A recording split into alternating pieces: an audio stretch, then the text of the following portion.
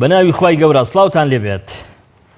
لەم بەرنامەیەدا قسە دەکەین لەسەر ناوچە کوردستانیەکانی دەرەوەی هەرێم و پرسی ئەو ڕیفراندۆمەی کە وا بڕیارە لە 25 ئەیلولی داهاتوو بەڕێوە بچێ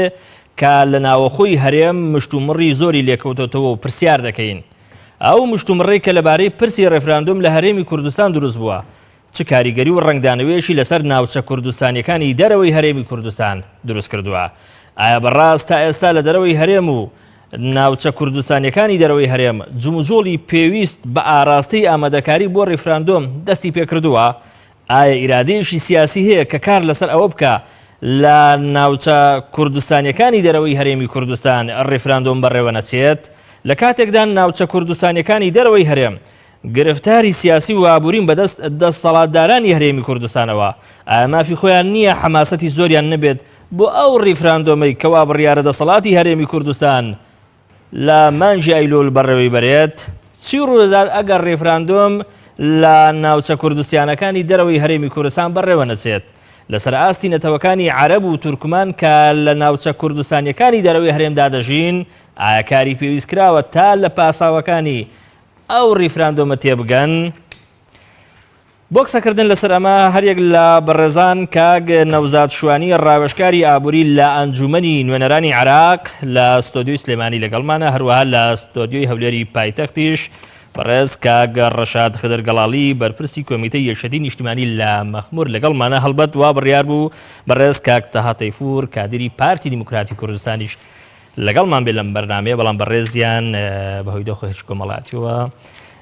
پۆزیشی هێنایەوە کە ناتوانێت بەشدار بێ لەم بەرنامەیە. بەخێراتتان دەکەم، سوپاسان دەکەم. کاگ شوان با لەوە دەست پێ بکەین بەڕای بەڕێزت دیارترین ئەو گرفت و ئەو کێشانەی کە ئێستای ئەو ناوچانەی دەرەوەی هەرێمی کوردستان کە بە ناوچەی کوردستانی ناو دەبرن کە پێیانەوە گرفتار بێت کامانن؟ زۆر سپاس طبعاً بۆ میوانداریە، سپاس سڵاو ڕێزم بۆ جەنابتان، بۆ میوانەوە ڕێزەکانتان، بۆ بینەرانی کەناڵی پەیام. جەنابتان خۆتان زۆر ئاگادارن کە دوای ساڵی 2003 جۆرێک لە جۆرەکان واکرا کە ئەو ناوچانەی لە دەرەوەی ئەو واقعە بوو کە پێش ساڵی 2003 بەژێر دەستی کردەوە بوو ناونرا ناوچە دابڕاوەکان و لە دوو مادەیە یەکەمیان لە یاسای بەڕێوەبردننی عێراق و دوای لە دەستوردا کە مادەیەکی دەستوری کە نەکراوە لە مێژووی مرۆڤایەتیدا میلەتێک مافی یا خاچی خۆی بخاتە دەنگدانەوە کە دەکرا من پێم وایە هەر ئەو کاتا ئەو ناوچانە بجێڕانێتەوە سەر هەرێمی کوردستان، بەڵام لەبەر کەمتەر خەمی سەرکردایەتی ئەوەی دەڵێن سەرکردایەتی سیاسی کورد. تو گومانت لەوە هەیە کە سەرکردایەتێکمان هەبێ بناوی سەرکردایەتی سیاسی کورد؟ گومانت لەوە هەیە کە ئێمە سەرکردایەتێکمان هەبێ بناوی سەرکردایەتی سیاسی کورد؟ تایسە سەرکردایەتی حزبیمان هەیە قوربان، تایسە سەرکردایەتی حزبیمان هەیە کە بە بەردەوامی بەرژەوەندی حزبی خراوەتە پێش بەرژەوەندی نەتەوە نیشتیمانەوە، بۆیە ئەو ئیشارەتم کرد. و ئاگاداری کە لەو کاتەدا لە بەرامبەر کۆمەڵێک بەرژەوەندی حزبی و بەرژەوەندی شخصی و بەرامبەر پۆستمڵێک پۆست و پلوبایە ئەم بابەتە خرایە دواوە، ئیتر کرایە مادەیەکەوەی پێڵێن مادەی 140. لەو کاتەوە ناوچە دابڕاوەکان بردون بوونەتە قوربانی ململانەی نێوان حکوومەتی مرکزی و حکوومەتی هەرێم. بەڵام هەمیشە مادەی 140 وەکو دەستکەوتێکی نیشتیمانی هەرێمی کوردستان وێ ناکراوە بەو ئەعتیبارێک کە ئەم مادەیە لە چوارچەوەی دەستوردا یعنی جێکراوەتەوە، ئەمە بەخۆی وەکوی ئەترافێک یعنی لەلایەن حکمت لە نووسین و بوونی نەسەکان نییە، حکمت لە جێبەجێکردنی نەسەکانایە. هەموو جەنابەت خۆتە زانی کە ئەکسپایری یعنی کاتی تەواوبوونی مادەی 140 مانگی 12 سیوێکی 12 ساڵی 2007 بوو، سیوێکی 12 ساڵی 2007 تێپەڕی و هیچ نەکراوە. تا ئێساش چارەکی یەکەمی قۆناغی یەکەمی مادەی 140 جێبەجێکراوە، لەوە زیاتر شتێک نەچۆتە پێش. کاتە گرفتی یەکەم جێبەجێ نەکرانی مادەی 140 من پێم وتی لە یەکەم جارێ من وەکو کەسێک، من وەکو کوردێکی خەڵکی کەرکووک ئەسڵەن معتەرزم لەسەر ئەوەی بابەتی خاک نیشتیمان بخرێتە مەسەلەی ڕاپرسیەوە. ئەمە خۆی لە خۆیدا کەم تەرخەمیەکی گەورەیە کە مێژوو حیسابێکا لەسەر ئەوەی کە بەرپرسیار بوون لە مەسەلەی ئەمە، ئیتر هەر کەسێک لە ژێر هەر ناوێکا بێ ئەمە هیچ. بەڵام بابەتی دووهەم کورد خۆی لە خۆیدا لەو ماوەیەدا هیچ کارێکی نەکردەوە بۆ جێبەجێکردنی مادەی 140. هیچ کاتێک مادەی 140 و بابەتی ناوچە دابڕاوەکان بابەتی مرکزی لایەنی کوردی نەبووە. بۆ نمونە من پێ دەڵێم چەند جار بۆ نمونە ئەمە با بڵین دەسەڵاتی سیاسی لە هەرێمی کوردستان قەیرانی دروست کردووە لەگەڵ بەغدادا هەتا کارێکی کردووە وەزیر و ئەندام پەرلەمان و ئەمانە گەڕاوەتەوە لەسەر مەسەلەی بودجا لەسەر مەسەلەی پشتی هەرێم لەسەر مەسەلەی ئەمانە بەڵام چەند جار دەسەڵاتی سیاسی هەرێم ئەمانەی کە ئەمڕۆ بوون بە شێرە بەفرینەی ڕێفراندۆم و سەربەخۆیی بڕیاریاندا کە مقاتعی بەغا بکەن لەسەر مەسەلەی مادەی 140 کەرکووک یەک جارێکم پێ بڵێ بەڵام دەگوترێ ئەگەر هەڕەشەی جدی لەسەر کەرکووک دروست بوو بێ دەسەڵاتی کوردی هەڵوێستی هەبووە بنمونە لەو کاتێکی هێزەکانی دیجلە دروستکرا کە بەنیاز من حرەکەت بکەن بەرەو شاری کەرکووک ئێمە بینیمان کە دەسەڵاتی سیاسی قوربان جارێ هێزەکانی دیجلە خۆی لە خۆیدا هەبوو لە بەرامبەر ئەم هێزانە خۆی لە خۆیدا هێزەکانی دیجلە خۆی لە خۆیدا بەشێک بوو لە مناوەرەیەکی سیاسی و ململانەیەک لە بینی مەسعود بارزانی و نوری مالیچی هێزەکانی دیجلە هیچ کاتێک هەڕەشە نەبوو لەسەر شاری کەرکووک بەعەمەلی لە ساڵی 2003ەوە کەرکووک لەژێر دەستی کوردایە بحقيقة بلان آية كركوك أم دصلاتي أم آية كرد أم دصلاتي بسر كركوكو زور بينا وش دار رايج كانوا هنا ربنا بقوله بام قصيت هوا كم كشورش بقوله كركوك وخانقين ومخمور وهتا شنقال وأمانش لصالي 2003 بدسي كرد وبو بلان كرد أم دصلاتي خوي هيج كاتك بكاره هناوا بوي كارك كاتس بين زور بأساني أم ناوشانا بقرينا وسر هريمي كردستان يا لا أم ريفراندوم مزعومي مسعود بارزاني كباسي كات دنگ بدن بقر دنگ بدن بسر بخوي تو بدوا أبو بابتي هزكاني ديزلا مناوەرە بوو لە نێوان بارزانی و ئەوانەی کە لە پشتی هێزەکانی دیزلەوە بوونەکە بە هەڵدانە چوو بووماوەها ئەم مناوەرەیە بۆچی؟ قوربان ئەو بارودۆخی کە ئێستا لە بینی هەرێم و بەغایە دروست بوو ئەگەر بیرت بێ لە ساڵی 2012 دروست بوو لە نەورۆزی ساڵی 2012 کاتێک مەسعود بارزانی هێرشێکی توندی کردە سەر دەسەڵاتدارانی بەغا و لە پای ئەوە نوری مالیچی مەسەلەی دیجلەی هێنایە مەیدانەوە دوایی جۆرێک لە پینە و پەڕۆکردن و دیزە بە دەرخۆنەی مۆزوعەکە هێن بۆ جارێکی تر فەرشی سووریان بۆ مالیچی ڕاخست لە هەولێر و مالیچی هات بەبێ ئەوەی ئەو مەسەلەی کە کردبیان بە بابەتی ظاهری ململانێ هیچ چارەسەر کرابێت چونکە هێزەکانی دیجلە هەر بنیات نرا هەر مقڕێکشی بۆ دروستکرا لە خواری کەرکووکەوە ڕاستە نهاتە ناو کەرکووکەوە هیچ مەوزوعێک نەبوو بوو بەڵام لەبەرەوەی مەسەلەکە مەسەلەی مادی بوو مەسەلەکە مەسەلەی بودجە بوو جۆرێک لە دیزە بە دەرخۆنەکردن کرا ئەو بۆ مالیشی جارێکی تر هاتە هەرێم و فەرشی سووریشی بۆ ڕاخرا و ئیستقبالیش کرا لەلایەن سەرۆکی ئەو کاتەی هەرێمەوە بۆیە ئەمەی کە ئەڵەی کە کورد بە فعلی شتی کردو بۆ کەرکووک کورد من پێم وانە لای کەمی کردبێ بۆ خەڵکی کەرکووک و بۆ کەرکووک و بۆ ئاوەدانکردنەوەی کەرکووک من زۆربەی کاتەکان وتۆمەوە بزانام زۆربەی چاودێرانیش متفقن لەگەڵما جێڕانەوەی کەرکووک و ناوچە دابڕاوەکان و خانەقین بە مەسەلەی هوتافدان نابێت بە مەسەلەی شیعاری نەتەوەیی نابێت بەڵکو بە خزمەتکردنی ئەو شوێنانە ئەبێ بە ئاوەدانکردنەوەی ئەبێ بەوە بێت بە میلەتەکانی تر بڵی بەرژەوەندی تۆ لەگەڵ مندایە من ڕێگاوبانی چاکە بەڕێزت داوای دەکەی بە حکمی ئەوەی کە ئەم ناوچانە لە دەرەوەی هەرێمی کوردستانن و بەرپرسیارەتی هەموو ئەوەی کە باسی دەکەی دوزار لە ئەستۆی ئەو دەسەڵاتە بووە کە لە بەغدا هەبووە ئەگەر گلەی ئەمە گلەی بێ نابێت بەغدا یەکان ڕۆبەڕووی گلەی بگرێنەوە نەکە هەرێمی کوردستان ئێمە چاکەزانین بۆ نمونە ئەگەر کەرکووک نمونە بێنمەوە لە ساڵی 2003 بەدەوە پارێزگاری کەرکووک سەرۆکی ئەنجومەنی پارێزگاری کەرکووک بەرپرسی زۆربەی زۆری دەستگا و دامەزراوەکانی کەرکووک کورد بوون عرب نەبوون یا تورکمانی ینی بە شێوەیەک لە شێوەکان جۆرێک لە دابەشکاری هەبووە بەڵام بەرپرسی سەرەکی لە شاری کەرکووکدا بە بەردەوامی کورد بووە کە پارێزگار بووە سەرۆکی ئەنجومەنی پارێزگار ماوەیەکی زۆر هەر کورد بوو ئێستش کووردە ئێستش خۆت ئاگاداری کە کووردە ئەو بودجەی کە هاتووە لە باتی ئەوەی بەکار بهێنرێت بۆ خزمەتگوزاری وەکو چۆن لە هەرێمی کوردستان ئەو تەخشان و پەخشانە کراوە ئەو گەندەڵیە و ئەو مەحسوبیت و منسوبیتە و ئەو بارودۆخی کە بەگشتی لە کوردستانە نازانم وێنەکەەوە بزان بۆ هەموو خەڵکی کوردستان هینا لە کەرکووک جارێکی تر دووبارە کراوەتەوە قوربان نەکەر ئەوەش بەڵکو نەوتی کەرکووک هیچ کاتێک بۆ خەڵکەکەی بەکار نەهێنراوە داهاتی کەرکووک بۆ خەڵکەکەی بەکار نهێنراوە وەرە بچۆ بۆ شاری کەرکووک وەرە بچۆ بۆ خانەقین وەرە بچۆ بۆ مەخمور وەرە بچۆ بۆ شنگال بزانە شتێک کراوە تاکو وا بکەی بڵێ من سبەینێ داوا لە عەرەبێ بکەم یا لە تورکمانێ بکەم بڵێم کاکە وەرە دەنگ بدە لەگەڵ منابە بەرژەوەندی تۆ لەگەڵ منایە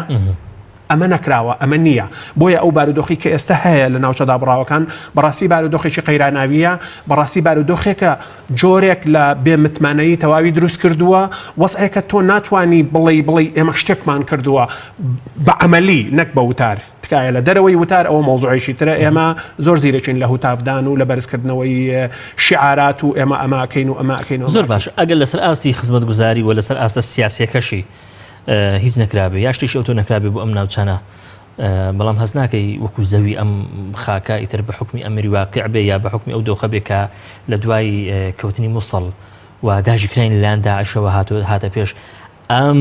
زەویانە گەڕێنرانەوە ژێر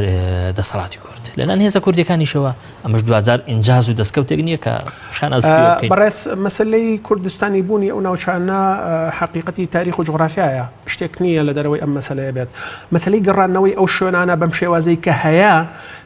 کە نەچۆتە ناو یاساوە کە لایەنەکەی تر دانی پیانە ناوە تا ئێستا ئەمە کارێکی نقصانە تا ئێستش بەڵام حاڵەتێکی تر هەیە ئەگەر ئەمانە ئێستا گەڕاونەتەوە لە ماوەیە چی کراوەمە ئەو شوێنانە چ ئاوەدانکاریەکی تیا کراوە تا ئێستش موچە و بودجەی شاری کەرکووک لە حکوومەتی بەغاوە دێ بەڕێز من ڕاوێژکاری ئابووری پەرلەمانی بەغام بە سەدەها بەدەیها و بە سەدەها خەڵک پەیوەنی پێوە کردوم ئەیانەوێت موچەکانیان لەسەر حکوومەتی هەرێمە بگوازرێتەوە بەسەر حکوومەتی بەغا لەبەرەوەی مامۆستا هەیە لە هەمان مەدرسەیە ئێستا لە منطقەی کەرکووک لە من لە کەرکووک و لە شوان کە من خەڵکی شوانم مامۆستا هەیە لە هەمان مەدرسەیە داوامەکە ئەو ملیۆنێک و 250,000 وەرەگرێ و 250,000 وەرەگرێ چونکە ئەو موچەی لەسەر بەغایە ئەو موچەی لەسەر هەرێمە زۆر باشە چم بۆ هەولێر بۆ لای کاگێ ڕەشاد خدر گەڵاڵی کاگێ ڕەشاد نازانم جۆت لە قسەکانی بەڕێز کاگە نەوزاد شوانی بوو یان نا لە هەمبەر ئەو بارودۆخی کە لە ناوچە کوردستانیەکانی دەرەوەی هەرێمی کوردستان بە تایبەتی لەوەی کە پەیوەندی بە کەرکووکەوە هەیە هەستم کرد کە وێنەیەشی ئاڵۆزی لانی کەم لە قسەکانی خۆی ینی نیشاندا ئەگەر قسە بکەین لەو ناوچە کوردستانیانەی کە لە دەرەوەی هەرێمی کوردستانن بەڵام لە جوگرافیاکەی ئێوە لە خۆرئاوای هەولێر لە مەخمور لە مووسڵ لەو ناوچانەی کە تێیدا کورد زۆری نەیە دەکرێت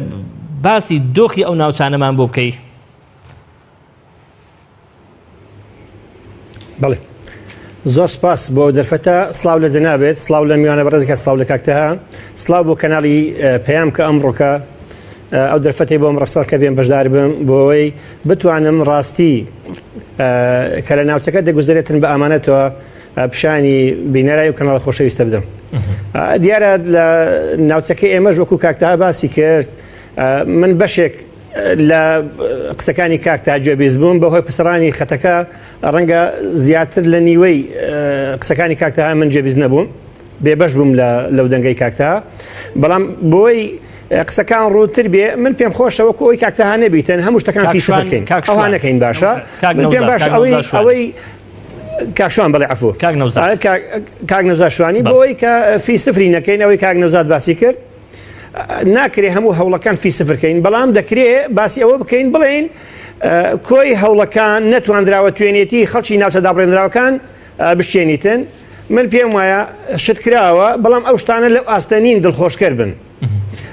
وەکوی کاک نەوزاد گوتی من خەڵکی کەرکووکم بەحاڵ منش خەڵکی مەخمورم من پێم وایە لە ڕووی جیۆپۆلیتیک و ئەوانە ئەمە سنوورمان هاوبەشە من هەم ئاگاداری پارێزگای کەرکووکم و هەمووش ئاگاداری پارێزگای مووسڵم بەرحاڵ ئەو سیاستەی پێڕەو کرایە لە ناوچە شەشە لە سەرەکان ڕەنگە من هاودەنگ بم لەگەڵ کاک نەوزاد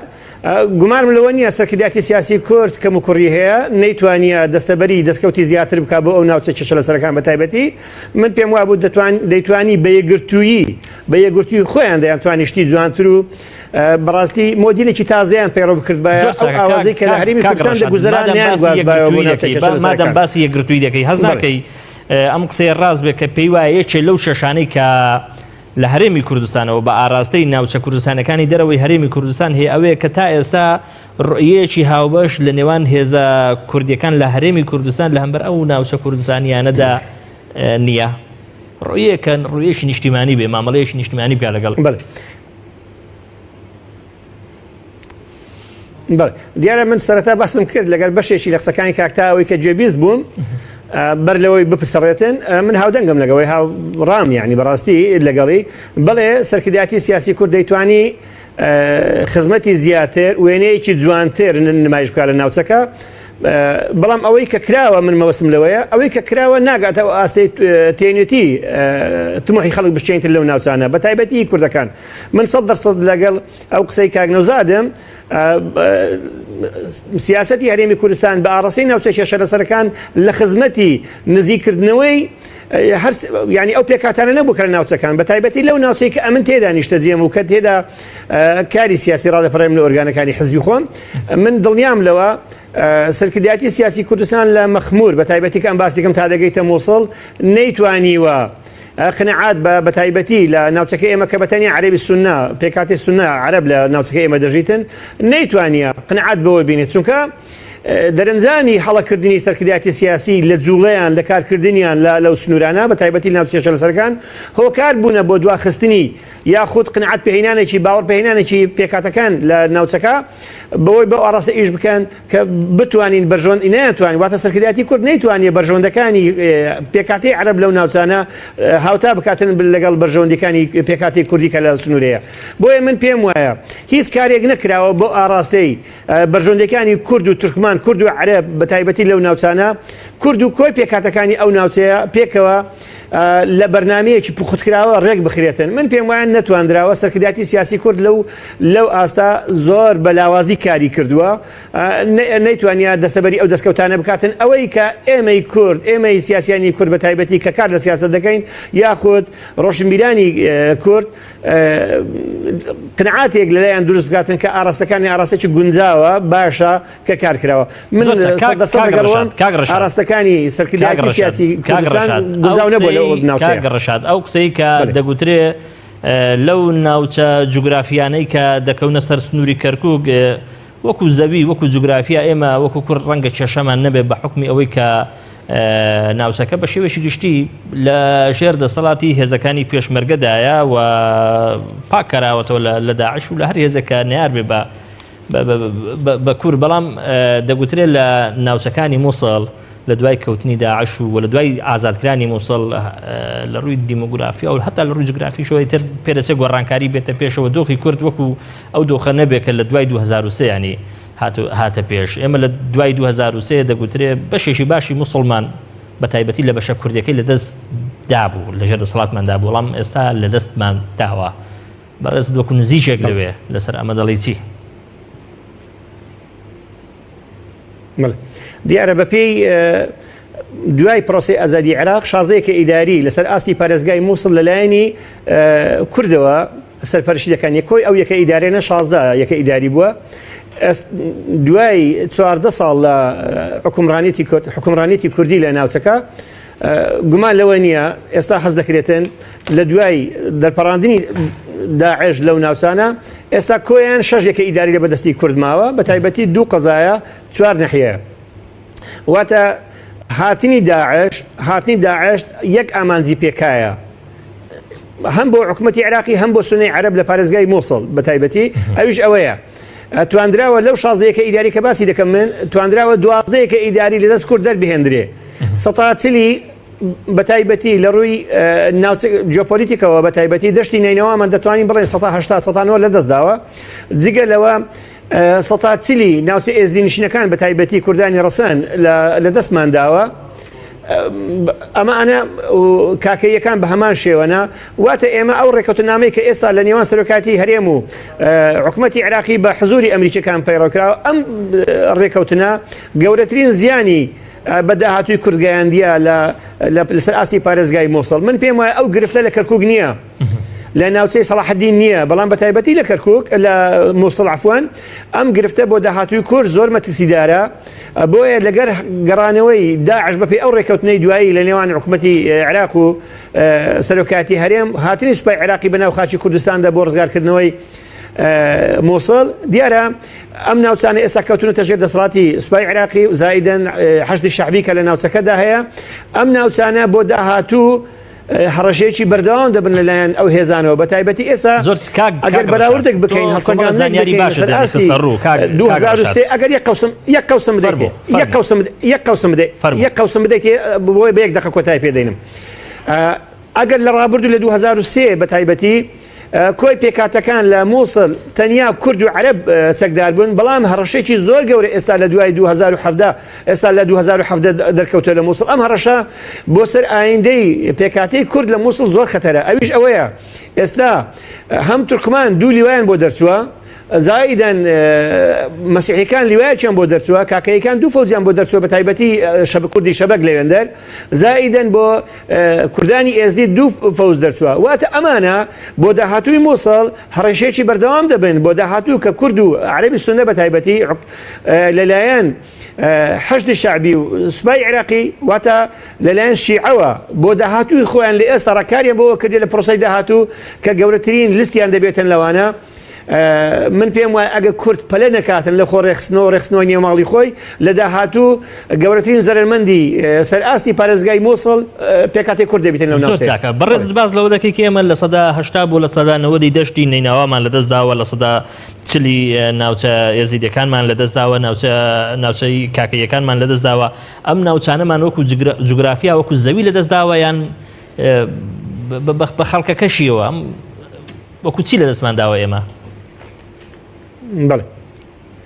بەڵێ دیارە بەپێی ئەم ڕێکەوتنە ئێستا کە سوپای عێراقی و حەشتی شعبی گەڕانتەوە ناوچەی حەمدانیان قەرەقۆش ئەوە لە دەشتی نەینەوە بە تایبەتی نەمرود ئەمانە پێشووتر لە بەدەستی هێزی پێشمەرگە کوردستان بوون واتە دەشتی نەینەوە بە پێکاتەی کورد و ئاشوریەکان بە شەبەک زائدەن بە لایەنی ئێزیدیەکان لەم ناوچەیە زۆرینەی مطلقمان لە دەستداوە ئەمەیان بۆ داهاتوو واتە هێزی پێشمەرگە کوردستان ناگرێتەوە بۆ ئەو ناوچانە کە ئێستا کە لەلایەن سوپای عێراقی و لایەن حەشتی شعبی و ئازاد کراوە ئەمەیان هەڕەشەکە لێرە دەست پێ دەکاتن ئەو پێکاتانە ئەگەر پێشووتر ئاسایش پێشووتر هێزی پێشمەرگەی کوردستان لەم ناوچەیە بوون بەڵام ئێستا بە تەنیا حەشتی شعبی و سوپای عێراقی لێیە سوپای عێراقیش خۆمان دەزانین ئێستا لە یەک پێکاتەویش پێکاتی شیعەیە واتە هەم حەشد شیعەیە حەشتی شعبی هەم زائدەن سوپای عێراقی لە یەک پێکاتێکە پێکاتی شیعەیە ئەمەیان بۆ ئایندا بۆ داهاتووی کورد لە ناوچەکە وەکو هێزێکی هەڕەشە ئامێزە ئەم پێکاتانەی کە لەم ناوچەیە دەژین چەکدار دەکرێن فەوج و لیوایان بۆ تەشکیل دەکرێت هیچ گومان لەوە نییە لە داهاتوو هەرگیز ئەوانە دەنگ بە لیستی کوردی نادەن چونکە ئەمانە لەلایەن سوپای عێراقیەوە ئێستا ئازاد کراوە لە ڕابردوش لەلایەنی سوپای کوردەوە بەر ئەو سوپایی کە لێوێن دەربووە ئەو پێشمەرگەی کە لێوێن دەربووە پشتیان تێکراوە و ناوچەکانی تەسلیمی داعش کراوە ئەمەیان هەڕەشەیە کە متمانەی سەرکردایەتی کوردی لەدەستداوە لەلایەنەوە پێکاتەوە کە ناوچەکە جێگیر زۆر باشە زۆر سپاس دەکەم بە ئێستا قسە بکەین لەسەر بابەتی ڕێفراندۆم لەو ناوچە کوردستانیانەی کە لە دەرەوەی هەرێمی کوردستان خۆ دەزانی لە هەرێمی کوردستان ئێستا مشت و ڕێژی زۆر هەیە لەبارەی ڕێفراندۆم هێزە سیاسیەکان بۆ چوونی جیاوازیان هەیە لە هەمبەر ئەم ڕێفراندۆمە ڕنگدانەوەی ئەم مشت و ڕێی کە ئێستا لە هەرێمی کوردستان ڕووەدا چییە لەسەر ئەو ناوچانەی کە لە دەرەوەی هەرێمی کوردستان ئێمە بە ناوچە کوردستانیەکان ناوی دەبین پرسیارێکی باشە بەڵام منەمێ پێشەوەی بێمە سەر وڵامدانەوەی پرسیارەکەت بەسی بە شێوەیەکی گشتی باسی ئەم مەسلەی ڕێفراندۆم و ئەم باب دۆخە بکەم ومێ جۆرێک لە ئیلتیباس کە هەیە ئەو دووشت کە یەکسان کراوە بە یەک باسی فەرقیان کە ئەویش مەسلەی مافی دیاریکردنی چارەنووسی خەڵکی کوردستان حق تقرير المصير حق تقرير المصير لەگەڵ ئەم بابەتی ڕێفراندۆمی کە ئێستا هەیە ئەمە بە دوو بابەتی تەواو جیاوازن مافی دەستنیشانکردنی چارەنووسی خەڵکی کوردستان مافێکی ئەسڵیە مافێکە کە لە پەیمان نامانێ و دەوڵەتەکان داهاتووە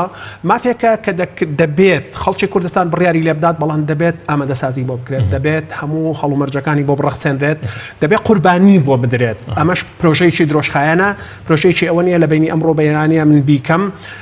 ئەمە بابەتێکە بابی خەینە ئەملاوە بەڵام ئەم شتوم ڕوو ئەم هەرایی کە دروست کراوە ئێستا لەسەر مەسلەی ڕێفراندۆم حکایەتێکی تەواو جیاوازە هیچ پەیوەندی بە مافەکانی خەڵکی کوردستانەوە نییە مەگەر ڕێفراندۆم ئامراز و میکانیزمێک نییە بۆ تطبیقی ئەو دێمە سەرەوە خودی ڕێفراندۆم لە خۆیدا ئالیەتە میکانیزمێکە بۆ دۆزەکردنی دەنجی خەڵک لە بابەتێکە کە جێگای مشتومڕە یعنی بۆ نمونە ئەگەر بابەتێک تۆ مطمئین بیت لە 90 دەنگێنی پێویستی بە ڕێفراندۆم ناکات بابەتێک وەک ئەوەی با بڵێن ڕێفراندۆمەکەی سکۆتلەندا کە لە 48 لە 152 بوو ئەمە بابەتی ڕێفراندۆمە دوم خودی ڕێفراندۆم وەکوتم میکانیزمێکە قۆناغێکە قۆناغی تری لە پێشەوەیە کە دەبێت تۆ بیکەی بۆی بگەی بە ڕێفراندۆم و ئەو کاتە پەنابی بۆ دەنگی خەڵک بۆ یەکلاکردنەوەی مۆزوعەکان ئەم بابەتی کە ئێستا لە هەرێمی کوردستانە هەیە بەقووتم بە هیچ جۆرێک پەیوەندی بەو مەسەلەی مافی چارەنووسی خەڵکی کوردستانەوە نییە بەڵکو پێداویستیەکی ئێستاکەی کەسایەتیەکە کە شخصی مەسعود بارزانیە ئەم ڕێفراندۆمە تەنیا بابەتێکە بۆ تەختیەکردن جۆرینی دۆزینەوەی جۆرێک لە شەرعیەت بۆ ئەو پۆستە ناشەرعیەی کە چەند ساڵێکە ئەو هەیەتی و هینی کردووە. ئێستاش زوڵمێکی گەورە لەم پیاوە ناکرێ بە تایبەتی کە دەوتری ئەم ڕێفراندۆمە بۆ پێدانی شەرعیەتە بە پۆستەکەی ئەم بەڕێزە چ پێویستی بە ئەم بابەتەیە لە کاتێک ئەم بەڕێزە 2 ساڵە خۆی بە فعلی سەرۆشی یان دەسەڵاتەکانی سەرۆشی هەرێم دەکات و زلهێزەکانیش لەسەر ئاستی دنیا مامەڵی لەگەڵ دەکەن. قوربان حاڵەتێکە یەشێک لەو نقصانیانەی کە مەسعود بەرزانی هەیەی لە پۆستەکەی مەسەلەی شەرعیەتە و یەشێک لەو نقصانیانەی کە هەیەی ئێمە ئاگادار بووین کە لە 1-2 ڕۆژی دابردوودا کاتێک دەچێتە یەشێک لە هۆڵەکانی پەرلەمانی ئەڵمانیا یەکەم پرسیار کە پەرلەمانی ئەوروپا یەکەم پرسیار کە ڕوبەڕوویە بێتەوە ئەڵێن تۆ ماوەی شەرعیەتت تەواو بووە بۆیە تووشی ئەو تەشەنوجا بێ و ئەو قسانەکات کە بەڵام پێشوازیشان لێ کرد. قوربان پێشوازی لەسەر ئاسی ڕسمی نەکراوە. من نامێ ئێستا کاتەکە بکوژم بەمەوە، من نامێ بابەتێک جاکەمەوە. وەکو ویستم مەسعود بارزانی پێویستی بەم ڕێفراندۆمەیە بۆ ئەوەی لەبەرەوەی شەرعیەتی یاسایی نییە و دەزانێت شەرعیەتی یاسایی نییە دەیەوێت شەرعیەتێک بدۆزێتەوە بۆ بەردەوامکردنی دەسەڵات. بەڵام خیتابی ئەم بەڕێزە تاکیدکردنەوەی لەسەر ئەوەی کە ئێمە پێویستیمان بە ڕێفراندۆمە تا شەرعیەت بدەین بەو خواستەی کە گەلی کورتەتی لە چوارچەوەی حەقی تەقریری مەسیر کە ئەنجا من دێمە سەرەوەی مەسلەی حەقی تەقریری مەسیر مافی شاری خۆنووسینی خەڵکی کوردستان وەکوتم مافێکی ئەڵسیە دەبێت ئامادەسازی بۆ بکرێت. ئەنجا ئەگەر قسەیکی ئۆڵف پاڵمە بخوازم ئەڵێ یەکێک لە بنەما سەرەکیەکانی سیاست بۆ سیاسەتێکی سەرکەوتوو بێ چرکەساتی گونجاوە وەکڵێ مەچور مۆمنت چرکەساتی گونجاو کە ئێستا زووە دواتر درەنگە خاڵێک هەیە لێرەدا کە چرکەساتی گونجاوە. چرکەساتی گونجاویش مانایەوە نییە تۆ دانیشیت چاوەڕێی ئەمری خوابیت تا ئەو چرکەساتە هینەکە بەڵکو دەبێت کاری بۆ بکەیت دەبێت خەباتی بۆ بکەیت دەبێت قوربانی بۆ بدەیت بۆ ئەوی وابێنیتە مەیدانەوە. یەک دقە ئەمێ ئەم هینەی بکەم بەمەی کە ئەڵێم ئەمە بابەتی مافی چارەنووسی خەڵکی کوردستان نییە بە پێی ڕای هەر هەموو چاودێران بە پێی ڕای زۆربەی زۆری حیزبەکان هەتا لە ناو خودی حیزبەکەی بارزانیشدا ئێستا چرکەساتی گونجاو نییە بۆ گەیشتن بە مافی چارەنووس و دەستنیشانکردنی مافی چارەنووسی خەڵکی کوردستان. لەوانەیە پێش ئێستا لەوانەیە لە ساڵی 2003 گونجاوتر بوو بێ بۆ ئەوی خەڵکی کوردستان بێت بێ ئیعلانی ڕێفراندۆم بکە. لەوانەیە ساڵی 2007 لەگەڵ کۆتایی هاتنی مادەی 140 کە جێبەجێ نەکرا خەڵکی کوردستان پێداگریام کردایە یا سەرکردایەتی ئەوەی سەرکردایەتی سیاسی کوردستان کە مەسعود بارزانی ئەو کاتە بە شەرعی سەرۆکی هەرێم بوو. عێراق وڵاتێکی داژیکرا و بالضبط دەکرا ئیسفادە لەوە بکرێت کە عێراق ئەو کاتە لە ژێر بەندی حوتا بوو کە سیادەی نەبوو تۆ داوا بکەی بڵێ من ڕێفراندۆمەکەم ئەو کاتە پرۆسەکان زۆر ئاسانتر بوو بۆ ئەوەی خەڵکی کوردستان جابێتەوە لە عێراق و بگات ئەمەجەکەی عێراق ئەو کاتە لاواستر بوو. ئەوەی لە ئێستادا لە هەرێمی کوردستان دەگوزرێ لە مشتومڕ و لە بۆ چوونی جیاوازۆک لە پرسیارەکەمدا بوو چ کاریگەریشی دروست کردو لەو ناوچانەی لە دەرەوەی هەرێمی کوردستان ئێمە بە ناوچەی کوردستانی ناویان دەبین. ئێمە تۆ جەناب ڕێگە من نەدا بەڕاستی قسەکەم تەواو کە من حەزەکەم ئەو بابەتە تەواو کەم بزەبێت چونکە من پێم وایە زۆر گرنگە. من پێم وایە مەسعود بارزانی ئەمەی دەوێت بۆ دۆزینی و شەرعیەت بۆ پۆستەکەی ئەگەر بنێ لە ساڵی 1992 هەڵبژێت بە فۆبیا جان نانەنا قوربان دقەیەک با قسەکەم بزانێ اینجا فۆبیا یان نا لە ساڵی 1992 هەڵبژاردننی پەرلەمان کرا ئەو بەو شێوەیە کۆتایی بوو 50-50 بەڵام دوای ماوەیە کە ڕازی نەبوو بەوەی کەسێک هەبێت دەسەڵاتی لەگەڵا داگیر بکات ئەو شەڕە نەگریسیان هێنا کە شەڕی ناوخۆ بوو خەڵکی کوردستانیان پێوە تێوەگلان خەڵکی کوردستانیان پێوێران کرد هەتا گەیشتە ئەوەی ڕوخانی سەدام حوسێن و اتفاقی ستراجی وەی لە ئاخری وەی لە ئاخری بە جۆرێک لە جۆرەکان ئەو ڕێکەوتنە استراتیژی کە لە بین یەکێتی نیشتمانی کوردستان و پارتی دموکراتی کوردستان کرا کوردستانی تەسلیم بە مەسعود بارزانی کرد بە شێوەیەک لە شێوەکان هەموو مقدراتی خەڵکی کوردستانی تەسلیم بەوێ کرد ئەو بارودۆخی کە ئێستا ئەیبینین کە ئێستا ئەوەندە پارتی باڵادەستە و مەسعود بارزانی باڵادەستە دەرئەنجامی ئەو کشانەوەی یەکێتی نیشتمانی کوردستانەیە لە سیاسەتی هەرێم و تەسلیمکردنی بەو لە دوای هەڵچەند ئەمە بابەتی بەرنامەکەی ئێمە نییە بەڵام دەوترێت ئەمە لە پێناو پاراستنی ئەو دەستکەوت و ئەو بەرژەوەندێنەتەوەی یانە بوون کە لە دوای 2023 کۆناغە تازە هاتە پێشەوە یەکێتی لە منتەڵەقی هەستی بەرپرسیاریەتەوە ئەم تەڕاجعی کردووە ئەڵێ سەلماندنی کێک لە خواردنەکەیدایە ئەو بارودۆخی کە شەیستەیەمای خۆی نەبینین بارودۆخەکە چۆنە اینجا ئەو بارودۆخە کە هەموو دەستگاکانی حکوومەتی هەرێم پەرلەمان هەموو شتێک لە خزمەتی ئەودا بوو ئەو بارودۆخە بە هەڵبژاردننی ئاخر پەرلەمان کۆتایی هات بۆەوەی کە چەند هێزێکی تر کە 4 ساڵی پێشووتر وەکو ئۆپۆزیسیۆن خۆیان پێناسە کردبوو چوونە حکوومەتەوە چەند پۆستێکی گرنگی ناو پەرلەمان و ناو حکوومەت دەست ئەم لایەنانە کەوت چیتر ئامادە نەبوون وەکو جاران دەسەڵاتەکان بۆ ئەو بسەلمێنن. زۆر باشە بۆیە ئەو بارودۆخی کرد کە پەرلەمانی ببوورە ئەو بارودۆخی کرد کە پەرلەمانی پەکخست ئێستا ئەوە ساڵ و شتێکە پەرلەمانی پەکخستووە دەزانێت لە دوای نەمانی داعش ئەم بابەتەی بۆ ناڕاتە ڕێوە. بۆیە کاک مەسعود لە هینی ڕفراندۆمدا ئامانجی کۆتایی هێنانە بە قۆناغێک کە لە بەرژەوەندیان نییە ئەویش مەسلەی پەرلەمان و حکوومەت ئەو قۆناغی کە لە ساڵی 1992 دەستی پێکردووە تا ئێستا ئەوێ ئێستا کۆتایی پێبێنێت نابێت هەڵبژاردن بکرێ نە هەڵبژاردننی پەرلەمان نە هەڵبژاردننی سەرۆکایەتی ئەو دیفاکتۆ سیاسی کە ئەو دەسەڵاتی گرتووە بەدەسەوە دەوێت بیهێڵێتەوە پەنابەرێتەوە بۆ شەرعیەتی ئەو کاتابێ بە شەرعیەتی ڕفراندۆم. زۆر باشە کاگە ڕەشاد لە ناوچە کوردستانەکانی دەرەوەی هەرێمی کوردستان بەڕێزت جموجۆڵ و کاری پێویست دەبینی بۆ وەکو ئامادەکاری لە چوارچێوی ئامادەکاری بۆ پرس و بابەتی ڕێفراندۆم کە قەراروا لە مانگی ئەیلول بەڕێوە بچێت. زۆر سپاس وەڵام من هەروەکو لە حەزەیەک لە قسەی کاک نەوزاد من پێم باشە تۆزێک بە ویژدانەوە بڕوانی نامێژوەکە تۆزێک بە ویژدانەوە بڕوانیە لە بۆرەی تەسەور نەکرێ کۆی ڕوانینەکانی ئێمە کە دێن لە دیدارێکدا قسەی لەسەر دەکەین بەو ئاڕاستەی بیتن خەڵکی پێچەواشە بکەین من پێم باشە ڕوونتر قسە بکرێتن و ئاماژەشی ڕوونتر قسەی پێ بکەین و پەنجەر بێخینە سەر کۆی مەسەلە سیاسیەکان لە ناوچەکە گومان لەوە نییە پرۆسی سیاسی لە هەرێمی کوردستان لە دوای ساڵی 91ەوە بە کۆمەڵێک هەوراز و نوشێودا گوزەری کردیە گومان لەوە نییە ئەو هەوراز و نوشێوانە بەشێکیان بە زیانی ملەتەکەمان تەواو بکە لە شەڕی خۆکوژەیە. ئەمە من پێم وایە خزمەتی هیچ کەسێکی نەکردووە لە خزمەتی دژمنانی کورد و بە تایبەتی وڵاتانی هەرێمایەتی کە لە ناوچەکە گوزەری کردیە. ینی بەر لەوە من پێم خۆشە باوە بکەین ینی با پەنجە بخینە سەر کۆی ئەو حزب و لایەنانەی سیاسی لە هەرێمی کوردستان لە کاتی شەڕی ناوخۆ هەڵوێستیان چی بوو؟ بەشێکیان لەو حزبانەی کە ئێستا کە لافی ئەوە لێدەن بە تەنیا پێیان وایە یەکێتی نیشتمانی کوردستان و پارتی دیموکراتی کوردستان تێوەگڵاون لە شەڕی ناوخۆ خۆ بەشێکیان لەوان لە تێوەگڵاو بوون ناو شەڕەکە تەنیا دەوریان خراپەکاری بوو بەشێکیشیان لەگەڵ ئێمە شەڕی ناوخۆ ڕاستە هەندێک لەو هێزانە بەشێک بوون لە شەڕی ناوخۆ بەڵام بەشێکیش بەڵام دەست پێشکەر بەشێکیان لە حزبانە لەگەڵ یەکێتی قۆناغە دوال لە دوایەکانی شەڕەکان یەکێتی و پارتی بوو. بەڵێ ئەمن گومان لەوەنی ئەمن مناقەشە لەسەوە ناکەم کە ئەم شەڕە لەلایەن یەکێتی نیشتمانی کوردستان و لەلایەن پارتی دیموکراتی کوردستانەوە نەبوو بیتن ئەوەی من مەبەستمە گومان لەوەنیە لە سەرەتای ڕاپەڕینەوە کۆمەڵک گرفت بوو خۆتان دەزانێن کۆی حزب و لایەنە سیاسیەکان لەسەر ئاسی کوردستان چەکدار بوون بە تایبەتی خۆتان دەزان شەڕی نەگریسی بزوتنەوەی ئیسلامی لەگەڵ یەکێتی نیشتمانی کوردستان لەسەر کۆمەڵک شوێن کە کۆمەڵی ئیسلامی بەشێک بووە لە بزوتنەوەی ئیسلامی کە ئەو کاتکە سراع ملمانەیە سراع خوێناوی دروست بوو تەنیا من پێم خۆشە بە تەنیا باسی شەڕی خوێناوی یان شەڕی ناوخۆی بینی نێوان یەکێتی و پارتی نەکرێتن خۆ شەڕی نێوان بزوتنەوەی ئیسلامی کوردستان و یەکێتی نیشتمانی کوردستان بەشێک بووە کە کۆمەڵی ئیسلامی بەشێکی کاریگەر بووە لە ناو بزوتنەوەی ئیسلامی بۆیە من پێم خۆشە بەڵێ بزوتنەوەی ئیسلامیش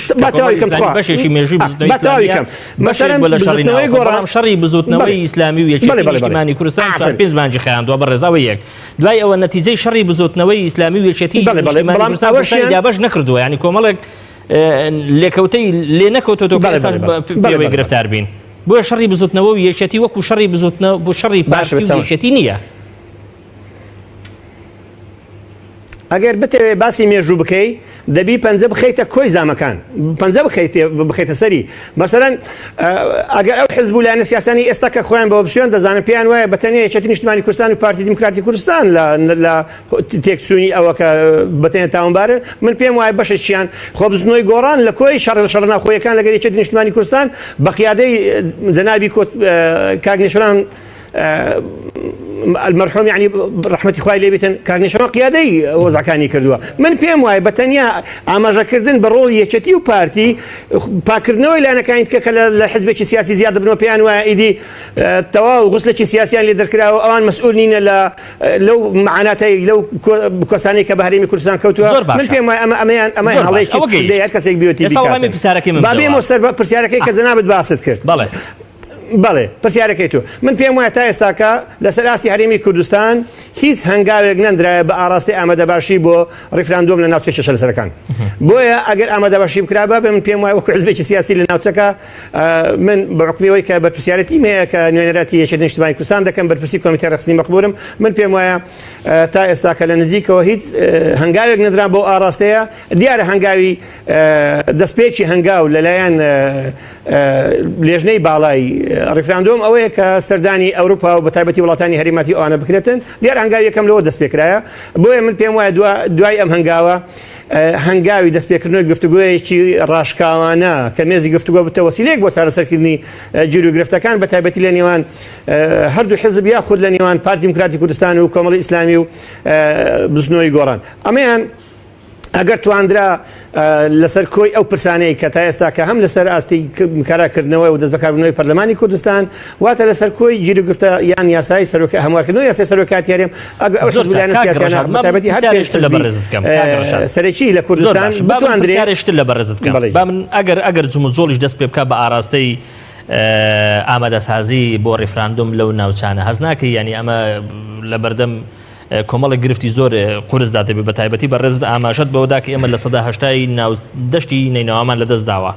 ئێمە لە سەدا چلی ناوچەی ئێزدی نیشتینیمان لەدەست داوە ناوچەی کاکەیەکان بە هەمان شێوە ئێستا کەواتە ئێمە کۆمەڵی ناوچەی کوردنشینمان هەیە لە دەستی خۆماندان نییە چوزانم یعنی ئامادەسازی لەو ناوچانە کە خۆ دەزانی کۆمەڵی هێزی تێدایە کە ڕەنگە زۆر متحەمیز نەبن لەگەڵ ئێمە ینی چۆن دەبێت قورس نابێت بەڵێ دیارە وەکو سەرتاش من ئاماژەم پێ کرد ئەوە واقعی حاڵە ئێستاکەکە لەسەر ئاستی ناوچەکە بوونی هەیە ئەم گرفتانەیە من بۆیە سەرتا باسم کرد بۆ ڕوونکردنەوەی بدەم ئاماژەی ڕوونم پێدا لەسەر کۆی ئەو ناوچانەی کە بەتایبەتی من لە نزیکەوە زانیاری وردم لەسەری هەیە دیارە دەشتینینەوە یەک لەو پێگانەیەکە لە دوایین ساتی پرۆسی ئازادی لە پرۆسی دەرپەڕاندنی داعش و ڕزگارکردنەوەی پارێزگای مووسڵ بوونی هەیە ئەمن دڵنیام لەوە کە باسی ئەمن ئامادەباشیم کرد دیارە لەو ناوچانە ئامادەباشی نەکرایە ئەگەر ئامادەباشیش بکرێتن با بەو ئەڕاستی قسە بکەین ئەگەر هەنگاوەکانی کاراکردنەوەی پەرلەمان و متمانە بەخشین زارێشتر متمانە دروستکردنەوە نەبێتن لە نێوان ناوچەی چەشەلسەرەکان لەگەڵ حکومەتی هەرێمی کوردستان من پێم وایە دیسان گرفتەشکە دەبیتن بەر لە پێکاتەکانی تر کە عەرەبە تورکمانە یاخود شەبەکن لە ناوچەکە یاخود مەسیحی کرد و ئاشورن من پێم وایە دەبی هەنگاوی یەکەم لەوە دەست پێ بکرێتن بتواندرێت سەرکردایەتی هەر پێنج حزبەکە ئاشتەوەیەکی ڕاستەقینە دروستکەن لەسەر کۆی گیر و گرفت و مەلەفە سیاسی و یاسایی و دەستوریەکان ڕێک بکەون چون ئەگە ئەم ڕێکەوتنە نەبێ من پێم وایە بتاکید ئەو ناوچەی منیش تێدا بەرپرسیارەتیم هەیە بە هەمان ئاراستەی زۆنی سەوزمۆری ئێستا کە مناقەشەی لەسەر دەکرێت یاخود کەرکووک من پێم وایە بە هەمان شێوە گرفت لەو ناوچەیەش دروست دەکرێت بەدەر لە پێکاتی عەرەب یاخود تورکمانیانەوی تر لێرەش ملەحەزە دەبێتن بۆیە باشترین کار لەو قۆناغی ئێستاکە باشترین هەنگاو کە بمانێ لەسەر ئاسی سەرکردایەتی سیاسی کورد بنرێتن ئاشتەوایی نێوماڵی کووردە کە لە هەنگاویەکەم دەست پێ بکاتن چونکە ئەگە ئاشتەوایی نەبێتن لەسەر کۆی پرسە سیاسی دەستوریەکان چارەسەر نەکرێت من پێم وایە دیسانەکە ئەم هەنگاوێکی دڵخۆشکەر نابێتن چونکە ئەگەر ڕێژەی دەنگدەران کە بەشداربوونی دەنگدەر لەسەر ئاستی ئەم ڕاپرسی ئەم ڕیفراندۆمە کە باسی دەکرێتن 170 یان 160 بیتن ئەگە نەتواندرێ لە کۆی دەنگدان 170 دەنگ بە ئاراستی ڕیفراندۆم بدرێ من پێم وایە ئەمە بەشکستی ڕیفراندۆم دەرەنجامی ڕیفراندۆم تەواو دەبێتن بۆیە من پێم وایە دەبێت لە کۆی ئەو پرسانە سەرکردایەتی سیاسی هەنگاوی یەکەمی ڕێخستنەوەی نێوماڵی کورد بیتن لەم هەنگاوەش بمانەوەی نەمانەوە ئێمە وەکو یەکێتی نیشتیمانی کوردستان هیچ گومان لەوە نییە لەگەڵ کارەکردنەوەی پەرلەمانی بەر لە وادەی زۆر باشە ڕیفراندۆم کە دیاریکراوە زۆر باشە دواتر دەگەڕێمە وڵات زۆر باشە خۆ دەزانی قسە و باسی زۆر لەسەر ئەو هەیە کە لە ناوچە کوردستانیەکانی دەرەوەی هەرێمی کوردستان بەردەوام سیراع ململانە لە نێوانی یەکێتی و پارتیدا هەبووە لەو ناوچانە ئێستای ئەم سیراع ململانەیە لەکوێدایە بەکوێ گەیشتووە ئێستا ئەم سیراعەت چۆنە بەتایبەتی خۆ دەزانی ئێمە لانی کەم لەسەر قسەی پارتی و یەکێتی ینی بەرەو ڕیفراندۆم دەڕۆین ئەم بابەتە وای کردووە کە ئەم سیراع و چەشمە لە بەرژەوەندی بابەتی ئیستیفتا ڕیفراندۆم کۆتایی پێبێت یا بوەستێ سەرەتامێت جوابێکی کاک ڕەشاد دەمەوە بەڕاستی من کاتێک باسی شەڕی ناوخۆم کرد وەکو کۆتایی هاتنی مەرحەلەیەک باسی شەڕی ناوخۆم کرد مەبەستم من نەبوو بگەڕێمەوە سەر ئەو کاکە مەسلەی ناوچەدا بڕاوەکان بەڕاستی ئەم بارودۆخی کە ئێستا هەیە کاریگەریی گەورەی هەبوو لەسەر ناوچەدا بڕاوەکان من یەک نمونەی بەسیط دێنمەوە کە ناوچەی دابڕاو نییە بەڵکو کوردانی فەیلیە لە بەغا کە لە ماوەی ڕابردوودا ئێمە فراکسیۆنی گۆڕان پێشوازیمان لێ کرد و دانیشتین لەگەڵ و باسی مەترسی و مەخاوفی ئەوانیان مەترسی و مەخاوفی خۆیان بۆمان کرد کە باسی ئەوانە کرد ئێمە پێکاتەیەکی ئەفڵی خەڵکی کوردستانین خەڵکی ناو کوردستان نین بەڵام کوردین هیچ پرسێک هیچ هینێک بە ئێمە نەکراوە کاتێک سیاسەتێکی واتەر حەکرێ بۆی ئێمەش لەگەڵ ئێوەیە شاندەینە بەر ئێمە ئێستا بووین بە قوربانی ئەم مەسەلەیە ئێمە ئێستا هەڕەشە لە ژیانمان نەکرێت ئێمە ئێستا هەڕەشە لە بژێییمان نەکرێت خەڵکانێک دروست بوون ئەڵێن ئەبێت لە کاتێکە ئەگەر حاڵەتیشی وا دروست بوو ئەبێ فەیلەکان بەغا و دیا لەو واست و ئەمانە جێبێڵن و بڕۆن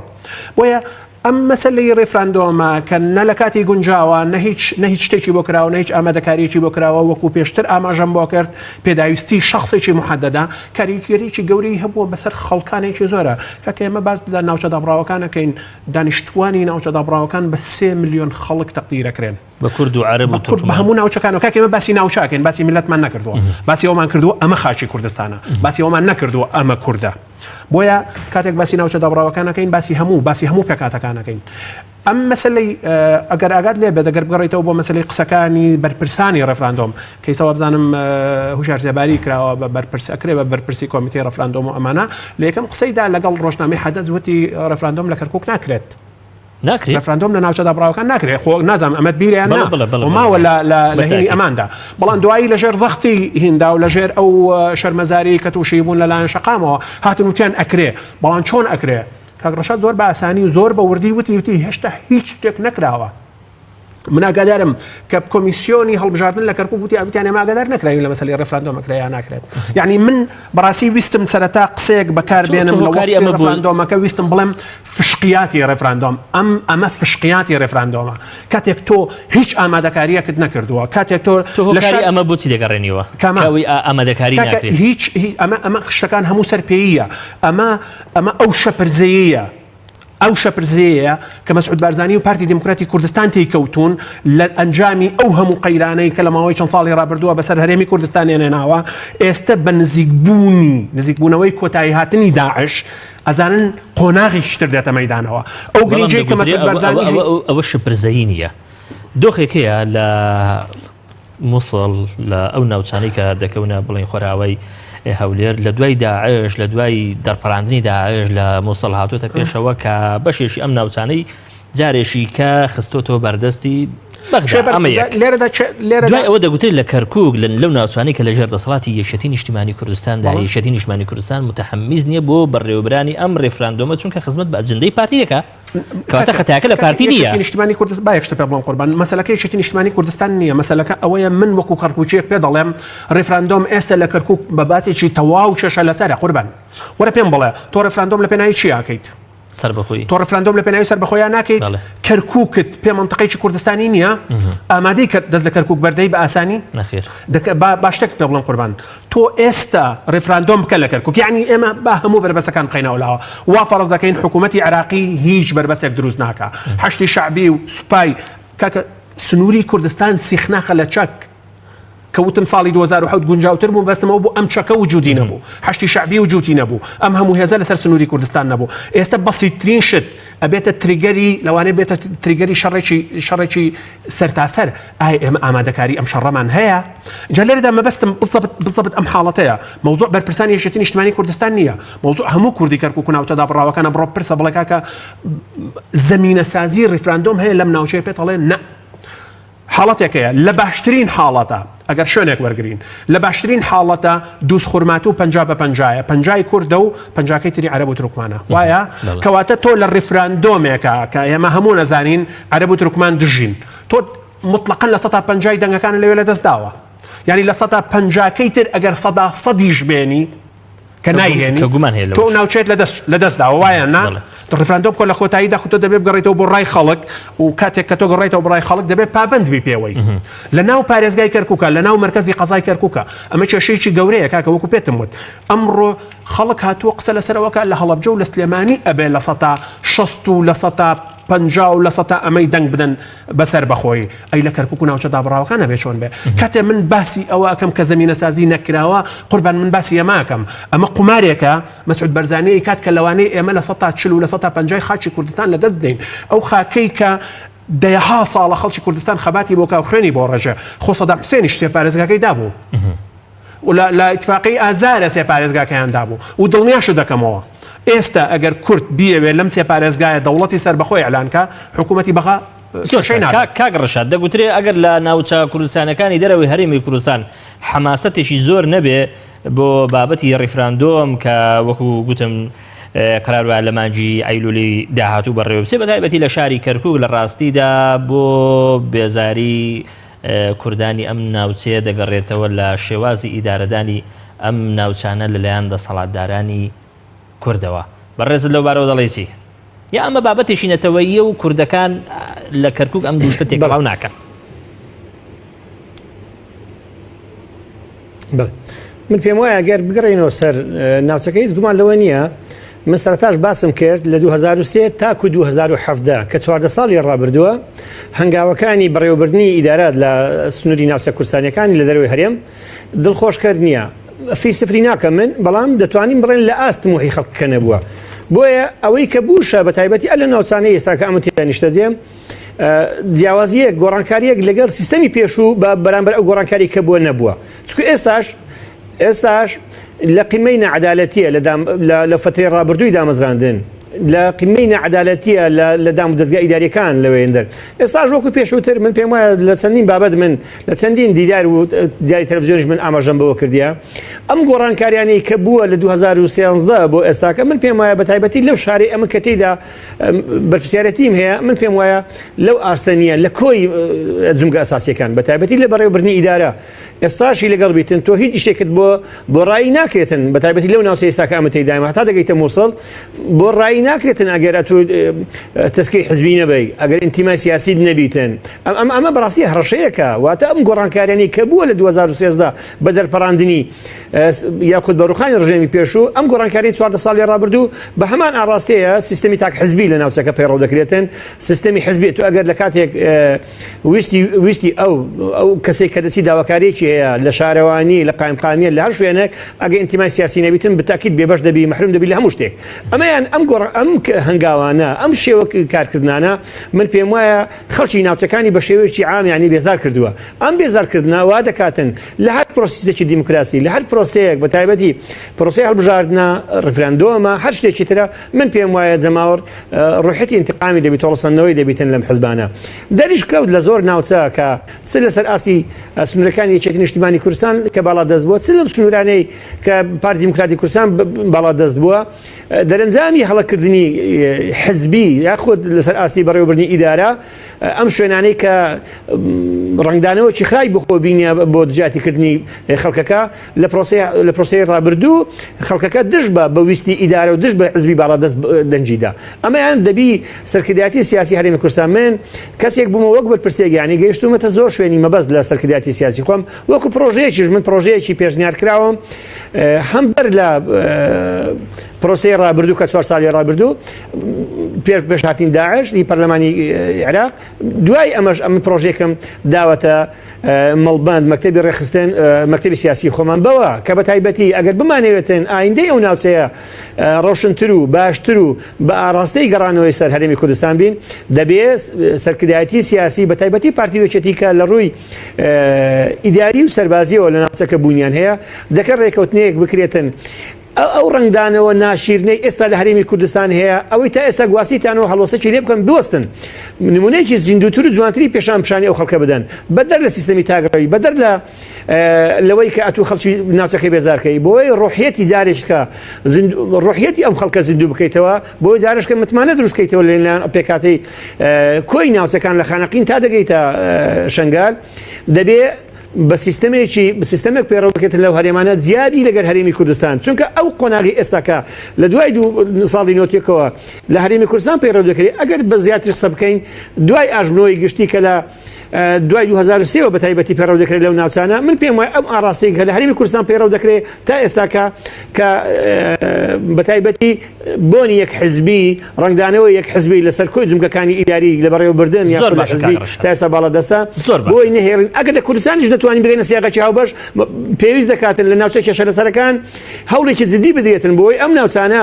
بە هەمان دەردی ناو هەرێمی کوردستان نەگوازرێتەوە بەڕاستی نەگوزارێتن بۆی جارێکی تر بتوانین ئەمە نمونەیەکی زیندووتر جوانتر پیشانی خەڵکە بدەین پێویستیمان بۆ دەرجەکەی ئەمە بەدەر نەبیتن بەتەنیا لەسەر ئاستی پارتی و یەکێتی دەکرێت هەر پێنج حزبی سیاسی نمونەیەکی زیندووتر ڕێکەوتنێکی سیاسی تر بکرێتن لەسەر زۆر باشە داهاتووی ناوچەی لەسەرکەن زۆر باشە دەست خۆش بە سواز دەکەم زۆر چی ڕوودا ئەگەر لە ناوچە کوردستانیەکانی دەرەوەی هەرێمی کوردستان ڕیفراندۆم بەڕێوە نەچێت ئەمە کۆتایی دنیا بۆ کورد بۆ کوردی ئەوێ بڵێ بۆ ئیتر چیتر کەکە تۆ ڕفراندۆمەکەیت بەمانایە گەڕیتەوە بۆ دەنگی خەڵک وکاتی دەنگی خەڵک هات بەو شێوازەی کە هات ئەگەر ئەو خەڵکانی کە یانەوێت کەرکووک و ناوچە دابڕاوەکان و ناوچەکانی دەرەوەی هەرێم لە هین نەبێت پێ دەڵێن ئەباشەوە خەڵک دەنگیدا فەرمودەی تۆ دەوڵەتی خۆت ئێعلان کە لەسەر ئەو شوێنانەی لەسەر پارێزگایە و ئەم ناوچانەش دەنگیان نەداوە بە تۆ لە ناو عێراقمێنەوە بۆ مانایەی ئەو هیوایەی کە دەها هەزار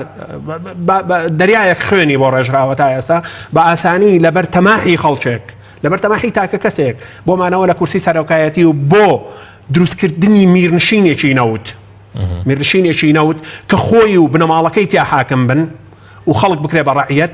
ئەمە لە دەست بدرێت بەڕاستی ئەمە تاوانێکی گەورەیە ئەمەی کە ئێستا ئەکرێ ئەم مەسەلەی ڕیفراندۆمە بەڕاستی لعبەیەکی زۆر مەترسیدارە کە من پێم وایە بە شێوەیەک لە شێوەکان لەوانەیە دەستی ئیقلیمیشی تێدا بێت و من لە ساڵی 2014 لەو ململانەی کە پێشتر ئاماژەم بۆ کرد لە بینی سەرۆکی هەرێمی ئەو کاتە و نوری مالیکی دروست بوو کاتێ بوو جەبڕا مەقالێکم نووسی بەڕاستی لە ئاوێنە بڵاو بووەوە ئێستا لەم دوایە جارێکی تر لەسەر فەیسبووکی خۆم بڵاوم کردوتەوە پێم وایە زۆر گونجاوە بۆ ئینە دەوڵەتی کوردستانیە میرنشینی نەوت بزەبت جیاوازیەکم کردووە لە بینی ڕوئیای خەڵک بۆ دەوڵەتی سەربەخۆی کوردستان کە لە دەوڵەتێکی کۆماری دیموکراسی پەرلەمانی کە بێتە هۆی گەشەکردنی کوردستان ئێمەش بچینە ئاستی میلەتانی دنیا ببێتە هۆی خزمەتگوزاری و خۆشگوزەرانی بۆ خەڵک لەگەڵ ڕوئیاکەی کات مەسعود کە میرنشینێکی نەوتە لە ڕێگەی بەستانەوەی سەروەت و سامانی ژێرزەمینی ئەم وڵاتە بە بەرژەوەندێ جیهانێ گەورەکانەوە لەلایەکە و لەلایەکەشەوە بەستانەوەی بە چارەنووسی بنەماڵەکەی خۆیەوە زۆر جار وتومە ئەم قسەی قوتوە باتەوە بکەم کاک مەسعود بەلایەوە مهم نییە ئەگەر کوردستان دوو ژوور و بەرهەیوانێک بێت بەمەرجێک خۆی چۆخای بەمەرجێک دەبێت دەوڵەتی تێدا ئەعلام بکە دەگوترێت بەمەرجێک دەوڵەتێکی کوردی تێدا ئەعلام بکە ئەو دەوڵەتەی کە خواستی خۆیەتی زۆر باشە زۆر سپاس دەکەم زۆر بەڕێز کاگە ڕەشاد خدرگەڵاڵی بەرپرسی کۆمیتەی یەکێتی نیشتیمانی لە مەخموورکە لە هەولێری پایتەختە لەگەڵ مامی زۆر سپاس دەکەم بەڕێزم هەروەها زۆر سپاس تۆشەکەم زۆر بەڕێز کاگە نەوزاشوانی ڕاوێژکاری ئابووری لە ئەنجومەنی نوێنەرانی عێراق زۆر سپاس بینەرانی بەڕێز بۆ ئێوەش دەستان خۆش